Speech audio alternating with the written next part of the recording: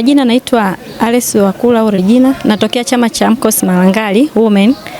Leo tumetoka kupata elimu kuhusu mafunzo ya mbegu za viazi lishe ambavyo vinaenda kuweza kusaidia katika ukuaji wa watoto kuondokana na udumavu.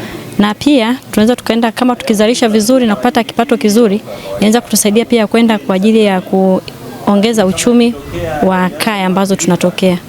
Na pia tumeambiwa kwamba kwa elimu tuliyopata sio kwamba tunatoka tukitoka hapa tuende tukawasaidie na wenzetu ambao ni wanachama wenzetu wa chama cha ushirika na pia jamii inayotuzunguka kwa ujumla. Kwa kweli kwa mafunzo ambayo tumeyapata leo ya kuhusu uzalishaji wa viazi lishe hapa mkoa wa Iringa ni kwamba uzalishaji huu wa viazi unatusaidia sana sisi, unatutengenezea kipato, lakini pia unatuondolea udumavu katika mkoa wetu wa Iringa. Kwa hiyo tumefurahi sana kwa haya mafunzo, na sisi tutakuwa kama ni mabalozi kwa wenzetu kwa ajili ya kwenda kutoa hii elimu ya kuhusu upandaji wa viazi, lakini pia na kuvitumia viazi vyenyewe. Viazi lishe vina utofauti kidogo na viazi vya kawaida. Utofauti wake ni virutubishi vilivyomo ndani. Ni kwamba viazi lishe, tunaposema viazi lishe, maana yake vina vitamini A nyingi zaidi kuliko viazi aina zingine. Kwa mfano tunasema kwamba katika taratibu za lishe wanasema kwamba mtu akitumia kiazi hata mlo mmoja kwa siku inatosha kabisa kumpatia vitamini ya kutosha ya mahitaji ya mwili ya kila siku ya vitamini, hata asipotumia vitamini A kwenye mazao mengine. Kwa hiyo akila tu kiazi lishe kinakuwa na rangi ya orange iliyokolea. Kwa hiyo inatosha kabisa kwa mahitaji ya mwili ya vitamini A kwa siku.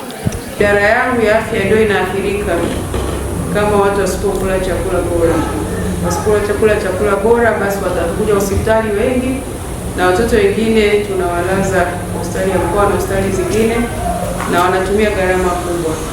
Kwa hiyo mimi kwenye kikao hiki mimi nashukuru sana. Kwanza niwashukuru mno wakulima kwa kuitikia wito wa kuja hapa kupata elimu, lakini naambiwa wakulima wameshaanza kulima na kuitikia wito wa kulima. Kilimo sio mchezo, hata mimi nalima. Kilimo kinahitaji mtu kujitoa mganga kweli kweli. Kwa hiyo nishukuru sana ambao umejitolea kulima hizi mbegu ili kusambaza mbegu hii kwa wakulima wengi na kwa watoto wetu wa shule. Kama mnavyojua kwamba mkoa wetu wa Iringa ni mojawapo wa mikoa ambayo inaonekana ina lishe sio nzuri kwa kuwa na watoto ambao wana udumavu. Kwa sensa ya mwaka 2022 tulionekana tuna 56.9 watoto wenye udumavu, lakini tumeendelea kupambana, na mojawapo ya juhudi ambazo tunapambana ni pamoja na masuala ya kilimo haya, kuboresha mbegu, kuhakikisha watoto wetu wanakula vyakula vyenye protini za kueleweka, vitamini za kueleweka na madini.